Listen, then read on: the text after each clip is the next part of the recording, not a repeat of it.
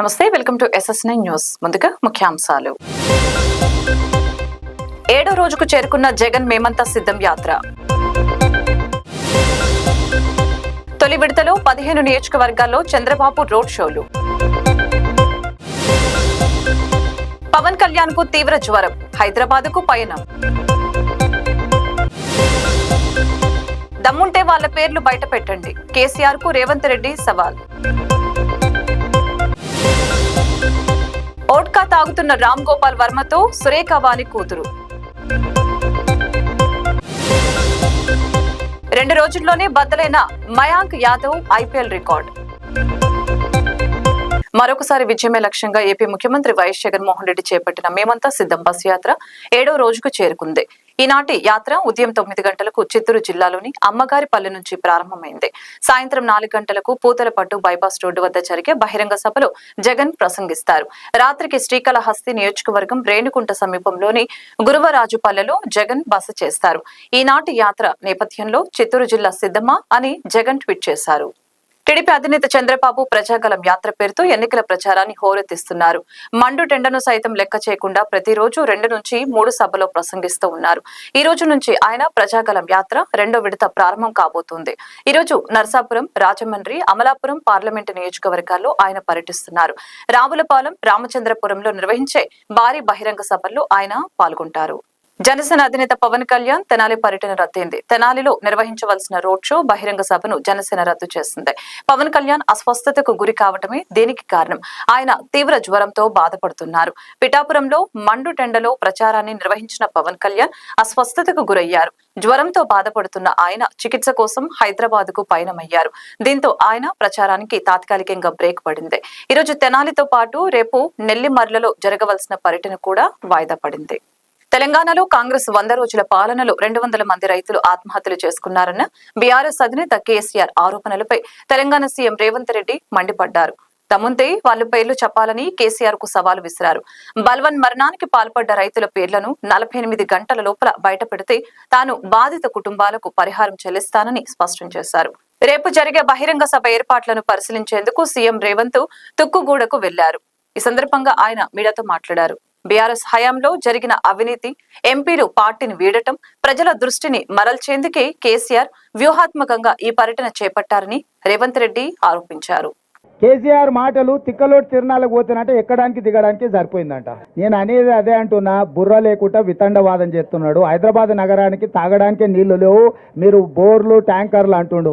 అసలు బుర్ర ఉందా కేసీఆర్కు? మిషన్ భగీరథ ద్వారా కృష్ణానది జలాలను ఇవ్వాల్సిన దానికంటే ఎక్కువ ఇస్తున్నాం. భూమిలో ఉన్న నీటి టేబుల్స్ పడిపోవడం వల్ల బోర్లు ఎండిపోయినాయి. అంతకుముందు నువ్వు కూడా మధ్యతరగతి మనం నల్లా నుంచి వచ్చే నీళ్లు వంటలకు కానీ మన ఇంట్లో తాగడానికి వాడుకునేది. మన ఇంటి అవసరాలు, అంట్లు తోముకోవడానికి, స్నానానికి, ఇతర అవసరాలకు మన ఇంట్లో ఉండే బోర్ నీళ్లు వాడుకునేది. ఇప్పుడు బోర్ ఎండిపోయింది కాబట్టి ఈ నీళ్లతో పాటు అదనంగా బోరుతో వాడుకునే నీళ్లను ట్యాంకర్లలో కొనుక్కుంటున్నాము. ఇవాళ మేము దాదాపుగా 1000 ట్యాంకర్లతోని ట్యాంకర్ బుక్ చేసిన 12 గంటల లోపలనే ప్రతి వాళ్ళకి నీళ్ళు అందిస్తున్నాము. అభినందించాల్సింది పోయింది, ట్యాంకర్లు వచ్చినాయి అంటున్నాడు.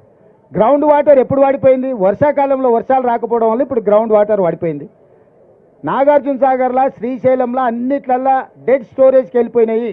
ఆ డెడ్ స్టోరేజ్ నుంచి మనము ఈరోజు నగరానికి తాగునీటి సమస్య తీవ్రతను దృష్టిలో పెట్టుకొని కొన్ని దగ్గరలలో కొంత కష్టమైన, రైతులకు కొంత నష్టమైన తాగునీరే మొదటి ప్రాధాన్యత. ప్రపంచ నీటి విధానము నీళ్లుంటే మొదట తాగడానికి, తాగు, సాగు, విద్యుత్తు, పరిశ్రమలు 4 ప్రాధాన్యతలు. గుంటూరు చంద్రమౌళి నగర్ నందు టార్గెట్ జూబిలేషన్ వారి ఆధ్వర్యంలో మానవతా సేవా సంస్థ నిర్వహణలో సలీం మాలిక్, పావులూరి రమేష్ రక్తదానంపై అవగాహన సదస్సును నిర్వహించారు. ఈ కార్యక్రమంలో భాగంగా విద్యార్థులకు ఎన్నో విషయాలపై అవగాహనను కల్పించారు. రక్తదానం చేయడం వలన కలిగే మంచిని వివరించారు. పిల్లలకు ఆహ్లాదకరమైన మ్యాజిక్లను చేసి వాటి నుండి కొన్ని విషయాలను తెలుసుకోవాలని తెలిపారు. ప్రతిరోజు పుస్తకాలు, చదువు, ఆటలు, ఇవి ఈరోజు కొత్తగా ఏదన్నా నేర్చుకుందాము అనేది ఒక ఆలోచన వచ్చిందా? మేము వస్తే ఈరోజు ఏదో కొత్తది నేర్చుకుంటున్నాము అనేది. ప్రతిరోజు ఒక అంశం, కొత్త అంశాన్ని గిన నేర్చుకోగలిగితే మన జీవితము చాలా ఈజీగా ఉంటుంది. ఇందాక రమేష్ సార్ చెప్పినాడు ఏమంటే మీరు 80% అని 80% అని.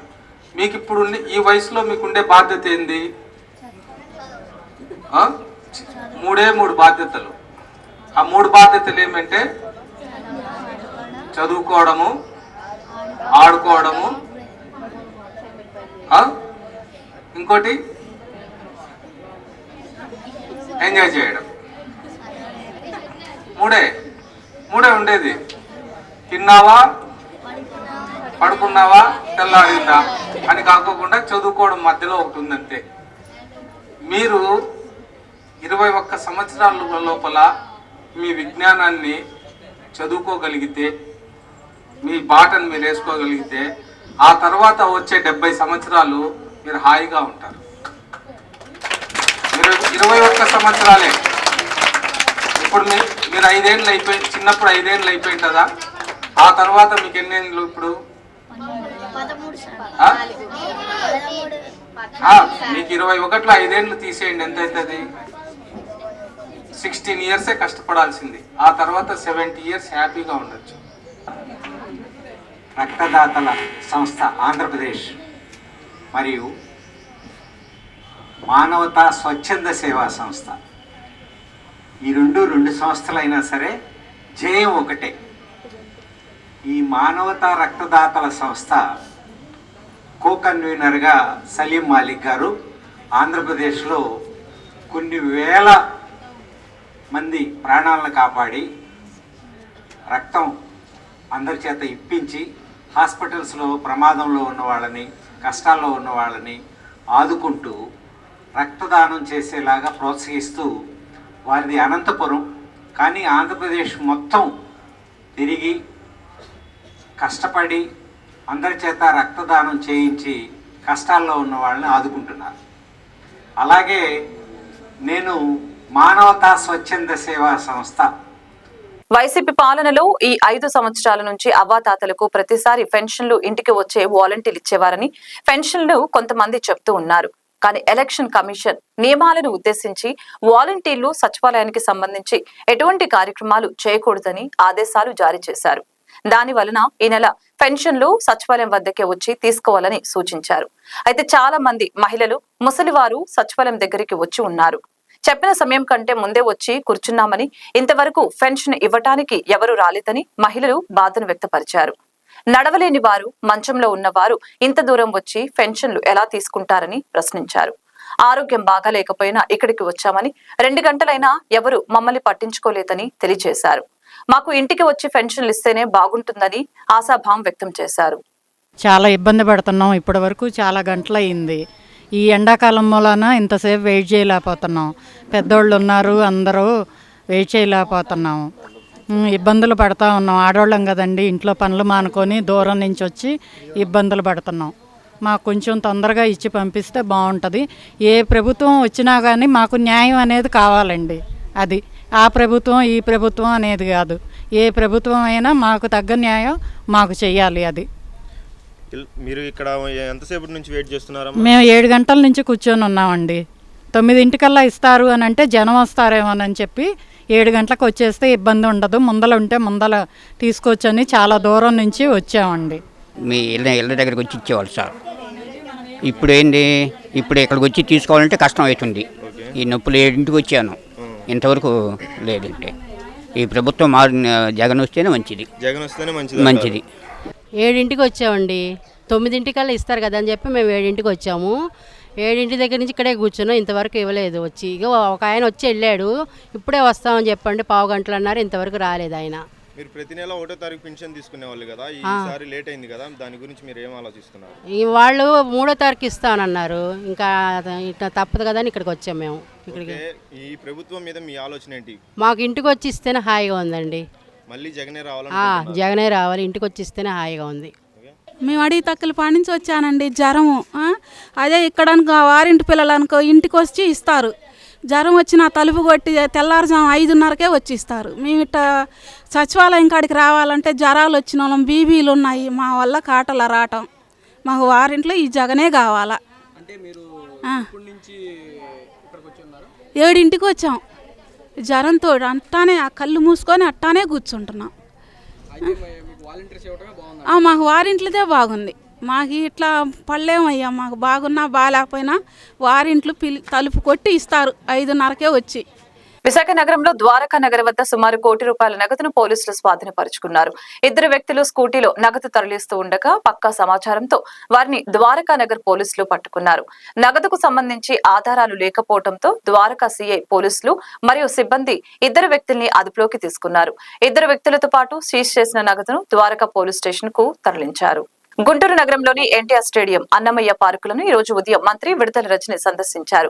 వాకింగ్ ట్రాక్ లోని పౌరులను పలకరించారు. గుంటూరు నగర సమగ్ర అభివృద్ధి తమ ధ్యేయమని చెప్పారు. గుంటూరు పశ్చిమ నియోజకవర్గంలో 5 ఏళ్లలో ₹500 కోట్ల అభివృద్ధి జరిగిందని చెప్పారు. డివిజన్ల వారీగా ఒక ప్రణాళిక ప్రకారం అభివృద్ధి చేసే విధంగా చర్యలు తీసుకుంటున్నామని తెలియజేశారు. గుంటూరు పశ్చిమ అభ్యర్థిగా తాను వచ్చే ఎన్నికల్లో వైఎస్ఆర్ కాంగ్రెస్ పార్టీ నుంచి బరిలో దిగబోతున్నానని ఆశీర్వదించాలని విజ్ఞప్తి చేశారు. మంత్రికి స్థానికుల నుంచి సానుకూల స్పందన లభించింది. అలాగే ఎన్టీఆర్ స్టేడియంలో షటిల్ ఆడి అక్కడ వారిని విడుదల రజని ఉత్సాహపరిచారు. ఎన్టీఆర్ స్టేడియం సమీపంలోని రైతు బజార్ను కూడా రజని సందర్శించారు. రైతు బజార్లోని సమస్యల పరిష్కారానికి కృషి చేస్తానని హామీ ఇచ్చారు.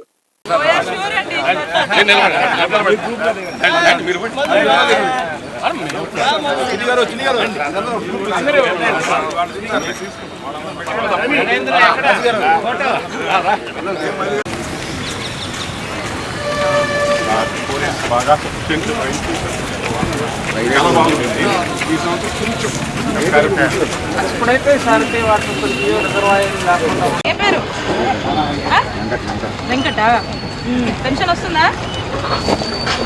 బాగానే ఉందా? గుంటూరు జిల్లాలో చేబ్రోలు మండలంలో టీడీపీ మరియు జనసేన నాయకులు కార్యకర్తలు రోడ్ షో నిర్వహించారు. రోడ్ షోలో ఎంపీ అభ్యర్థి పెమ్మసాని చంద్రశేఖర్, ధూళిపాల నరేంద్ర పాల్గొన్నారు. ప్రతి గ్రామంలో తిరిగి ప్రజల సమస్యల మీద మాట్లాడారు. ఈ 5 సంవత్సరాల కాలంలో జగన్మోహన్ రెడ్డి పాలనలో ప్రజలు సంతోషంగా లేరని, వారి బాధలు సమస్యలు తీర్చలేదని ఆవేదన వ్యక్తం చేశారు. పెమ్మసాని మాట్లాడుతూ జగన్ పాలన ఎంత అసమర్థపు రాజకీయంగా ఉంది అంటే చెప్పటానికి నాకు సిగ్గుగా ఉందని మండిపడ్డారు. యువతకు ఉద్యోగాలు లేక అల్లాడిపోతున్నారని ఆవేదన వ్యక్తపరిచారు. ఆర్థిక సంస్థలను అప్పులలో ఉంచి ఎటువంటి అభివృద్ధి లేకుండా బటన్లు నొక్కటమే పనిగా పెట్టుకున్నారని మండిపడ్డారు. మద్యం మత్తులో ఎంతమంది ప్రాణాలు కోల్పోతున్నారని, పిచ్చి మందిని తయారు చేయించి ప్రజలను బానిసలుగా తయారు చేస్తున్నారని, వాళ్ళ జీవితాలను నాశనం చేస్తున్నారని ఆగ్రహం వ్యక్తం చేశారు. రోడ్ షోలో భారీ ఎత్తున ప్రజలు పాల్గొన్నారు. చరిత్రలో ఎవ్వరికీ ఇవ్వనటువంటి మెజారిటీతో 151 సీట్లు జగన్మోహన్ రెడ్డి గారికి ఇస్తే ఆయన ఇంట్లో కూర్చొని పరిపాలన చేతగాక ఒక అసమర్థ రావణ కాష్ట రాజకీయానికి తెరలేపారు. ఈ ప్రాంత ప్రజలు ఉద్యోగాలు అడిగితే మంత్రులు గాని ఆయన గాని కనీసం ఒక్క ఇండస్ట్రీ ఉన్న వ్యక్తితో కూడా వెళ్లి కూర్చొని మాట్లాడటం గాని చర్చించటం గాని జరిగిందా అని మేము అడుగుతా ఉన్నాను. ఒక్కదంటే ఒక్క ఇండస్ట్రీని తెచ్చారా మీరు? తేలేదు. మా రోసయ్య గారిని అడిగితే ఒక ఇంటర్వ్యూలో మీరు ఉద్యోగాలు ఏం తెచ్చారు అంటే ఆయన సమాధానం 2.5 లక్షల వాలంటీర్ల ఉద్యోగం ఇచ్చామంటా ఉన్నారు. దేశంలో మినిమం వేజ్ అనేది ఒక ఉంటుంది. అంటే ఒక మనిషి బతకడానికి కావాల్సినటువంటి ఆదాయం నెలకి మినిమం వేజ్ 11,500 రూపాయలు. అయితే 5,000 రూపాయల ఉద్యోగం ఒక ఉద్యోగమా అని అడుగుతా ఉన్నాను. ఈ 5,000 రూపాయలతో ఏం చేసుకోవాలి? సంక్రాంతి పండుగ చేసుకోవాలా? రంజాన్ చేసుకోవాలా? క్రిస్మస్ చేసుకోవాలా? ఏం జగన్మోహన్ రెడ్డి గారు అత్యంత తక్కువ ఉన్నటువంటి ఆదాయం ఉన్నది అంగన్వాడీ ఆయాకి కూడా 7,000 రూపాయలు ఇస్తే నువ్వు వాలంటీర్లకు 5,000 రూపాయలు ఇచ్చి అది ఉద్యోగం అంటే లక్షల రూపాయలు అప్పులు చేసి పేద ప్రజలు వారి పిల్లల్ని చదివిస్తూ ఉంటే ఉపాధి లేక వారు ఊళ్ళు వదిలిపెట్టి ఎక్కడికో వెళ్లలేక బతకలేక వాళ్ళ కుటుంబాలు ఛిద్రమైపోతా ఉంటే నువ్వు గాని నీ ప్రభుత్వం గాని ఏ విధమైనటువంటి ప్రయత్నాలు చేశారు అని నేను అడుగుతా ఉన్నాను ఈ రోజున. రాష్ట్రంలో తెలుగుదేశం పార్టీ, జనసేన, బీజేపీ ఈ 3 పార్టీలు ఒక కూటమిగా ముందుకెళ్తా ఉన్నాయి. ముఖ్యంగా ఏంటంటే ఇద్దరు నాయకులు, జనసేన అధినేత పవన్ కళ్యాణ్ గారు, చంద్రబాబు నాయుడు గారు కలిసిన ప్రధాన ఉద్దేశం ఒకటే, ఈ రాష్ట్రంలో వైకాపా అరాచక పాలన అంతం కావాలి, ఈ రాష్ట్రం బాగుండాలి, ప్రజలు బాగుండాలి, అభివృద్ధి జరగాలి. ఈ 3 అంశాల మీద ఇద్దరు నాయకులు కూడా కలవటం జరిగింది. మన గ్రామం, ప్రత్యేకించి మన గ్రామంలో రైతాంగం ఎక్కువగా ఉండే గ్రామం, మనకు తెలుసు మన సమస్యలు ఏంటి, నీరేంటి, లేకపోతే ధాన్యం ఏంటి, కొంటే ఏంటి పరిస్థితి, ఏ విధంగా ఇబ్బందులు ఎదుర్కొన్నాం ఈ 4-5 సంవత్సరాల్లో. మరి ఎందుకంటే మంత్రులు అనేవాళ్ళు ఎవరంటే మరి ఆ శాఖ మంత్రులు గతంలో ఆ శాఖ గురించి ఆలోచించి పనులు చేసేవాళ్ళు. జగన్మోహన్ రెడ్డి వచ్చిన తర్వాత మంత్రులకి, కులానికి మంత్రులు ఇచ్చి వాళ్ళ లక్ష్యం ఒకటే, వాళ్ళకి ఇచ్చిన ఒకే ఒక్క ఉద్యోగం ఏంటంటే కొడాల నానివాడి లాంటి వాళ్ళకి మంత్రి పదవి ఇస్తే చంద్రబాబుని పెట్టాలి. అంబటి రాంబాబు నీటిపారుదల శాఖ మంత్రి, పొలాలేంటి, నీరేంటి, ఇవన్నీ పట్టవాయనికి. అంటే ఒకే ఒక పని ఏంటంటే పవన్ కళ్యాణ్ గారిని పెడతాం. నోటిపారుదల, మురుగునీటి నోటిపారుదల శాఖ మంత్రి, మామూలు మంచినీళ్ళు కాదు, మురుగునీటి. కాబట్టి మనకు తెలుసు ఈ మంచాల గ్రామం, నిన్న నేను బ్రాహ్మణ కొడుకులు కూడా వెళ్ళా, వెల్లలూరు వెళ్ళాం. ఈ 3 గ్రామాలు ఈ సంవత్సరం తెల్లజొన్న వేశారు. నీళ్లు లేకపోవడం మూలాన తెల్లజొన్న దిగుబడి బాగా తగ్గిపోయింది ఈ సంవత్సరం. మరి ఆయన నీటి శాఖ మంత్రిగా అసలు పొలాలకు నీళ్లు వచ్చినాయా లేదా ఏంటి అనే ఆలోచన లేదు, కానీ తిడటానికి మట్టుకు రెడీ ఉంటాడు. ఆయన ఒకే ఒక్క ఉద్యోగం పవన్ కళ్యాణ్ గారిని తిడతాం. సరే, ఇప్పుడైనా రాజకీయాల్లో విధానాల మీద, ప్రభుత్వ నిర్ణయాల మీద సైద్ధాంతికంగా పోరాటాలు జరుగుతాయి, కానీ దిగజారి వ్యక్తిగతంగా మాట్లాడే స్థాయికి వైకాపా నాయకులు వచ్చారు. తిరుమలలో భక్తుల రద్దీ కొనసాగుతోంది. నేడు శ్రీవారి సర్వదర్శనానికి భక్తులు ప్రెసెంట్ డైరెక్ట్ లైన్ లో వేచి ఉన్నారు. టోకెన్ లేని భక్తులకు శ్రీవారి సర్వదర్శనానికి 8 గంటల సమయం పడుతోంది. శ్రీవారిని 56,228 మంది భక్తులు దర్శించుకుని మొక్కులు చెల్లించుకున్నారు. 18,886 మంది భక్తులు స్వామివారికి తలనీలాలు సమర్పించారు. నిన్న శ్రీవారి హుండీ ఆదాయం 4.4 కోట్ల రూపాయలు వచ్చినట్లు టిటిడి వెల్లడించింది. తాజాగా బంగారం, వెండి ధరలు పెరిగాయి. దేశ రాజధాని ఢిల్లీలో 22 క్యారెట్ల 10 గ్రాముల బంగారం ధర 64,250 రూపాయలు ఉండగా 24 క్యారెట్ల 10 గ్రాముల బంగారం ధర 70,020 రూపాయలుగా ఉంది. హైదరాబాద్, విజయవాడలో 22 క్యారెట్ల 10 గ్రాముల బంగారం ధర 64,100 రూపాయలు ఉండగా 24 క్యారెట్ల ధర 69,870 రూపాయలుగా ఉంది. ఢిల్లీలో కిలో వెండి ధర 81,000 రూపాయలుగా ఉంది. హైదరాబాద్, విజయవాడలో కిలో వెండి ధర 84,000 వద్ద కొనసాగుతూ ఉంది. దేశీయ బెంచ్ మార్క్ స్టాక్ సూచీలు బుధవారం నష్టాలను కాస్త పెంచుకున్నాయి. ట్రేడింగ్ సెషన్ ప్రారంభం సమయానికి బీఎస్సీ సెన్సెక్స్ 284.38 పాయింట్లు లేదా 0.38% నష్టంతో 73,619.52 వద్ద, ఎన్ఎస్ఈ నిఫ్టీ 90.45 పాయింట్లు లేదా 0.40% క్షీణతతో 22,362.85 వద్ద కొనసాగుతూ ఉంది. అల్ట్రాటెక్ సిమెంట్ దాదాపు 2% లాభపడింది. మరొక వైపు Bharti Airtel, Nestle, Sun Pharma కొన్ని సెలెక్టెడ్ బ్యాంకులు అత్యధికంగా నష్టపోయాయి. సినీ నటి సురేఖ వాణి కూతురు సుప్రీత సోషల్ మీడియా స్టార్ గా బాగా పాపులర్ అయింది. తాజాగా సుప్రీత టాలీవుడ్ లోకి ఎంట్రీ ఇచ్చింది. Bigg Boss fame Amardeep Chowdary, Supritha జంటగా ఒక సినిమా ప్రారంభమైంది. రొమాంటిక్ లవ్ ఎంటర్టైనర్ గా ఈ చిత్రం తెరకెక్కుతోంది. ప్రస్తుతం ఈ సినిమా షూటింగ్ జరుగుతోంది.